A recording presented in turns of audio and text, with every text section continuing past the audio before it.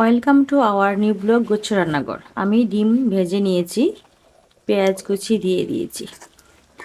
আজকে মহিমান্বিত রজনী, পবিত্রই শবে বরাত। সবার জন্য রইল অনেক অনেক শুভকামনা। আশা করি সবাই ভালো আছেন। এই দিনে সবার জন্য এবং প্রত্যেকটা মুসলমানের জন্য আমি দোয়া করি যেন আল্লাহ সবার মনে আশা পূরণ করেন, সবার দোয়া কবুল করেন, সবার জীবনের গুনাহ যেন মাফ হয়ে যায়, সবার জীবন যেন রহমত, বরকত ও নিয়ামতে পরিপূর্ণ হয়ে যায়। এটাই আমি আল্লাহর কাছে প্রার্থনা করি সবার জন্য। আমি আজকে ছোটোখাটো একটা রান্না করতেছি, ডিম ভুনা। পেঁয়াজগুলো আমি ক্লিপ করে কেটে নিয়েছি, ডিম ভেজে নিয়েছিলাম, পেঁয়াজটা দিয়ে দিয়েছি, একটু ভেজে নেব।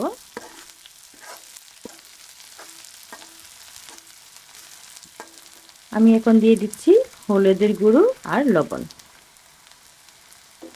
চুলোর আঁচটা একটু কমিয়ে নিচ্ছি, নয়তো মশলাটা পড়ে যাবে।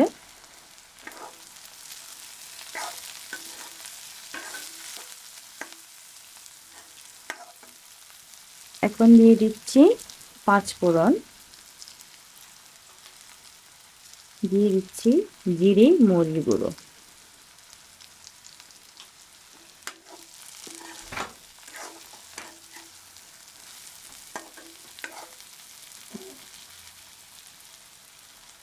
মরিচের গুঁড়ো,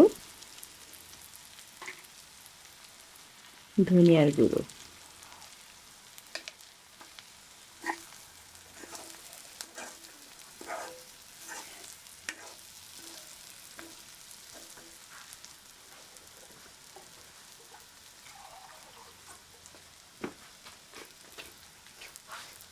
দিয়ে দিচ্ছি সামান্য পরিমাণ পানি।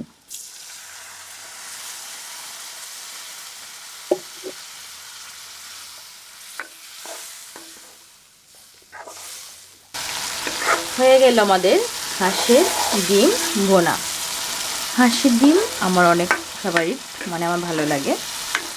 এই জন্য হাঁসের ডিমটাই বেশি আমি রান্না করি, ভুনা করি, সব কিছুতে ব্যবহার করি বেশি। পুষ্টিগত মানের দিক থেকেও এটা ভালো। চুলোটা বন্ধ করে দিলাম। হয়ে গেল আমার হাঁসের ডিম ভুনা রান্না। আশা করি অনেক ভালো লাগবে খেতে।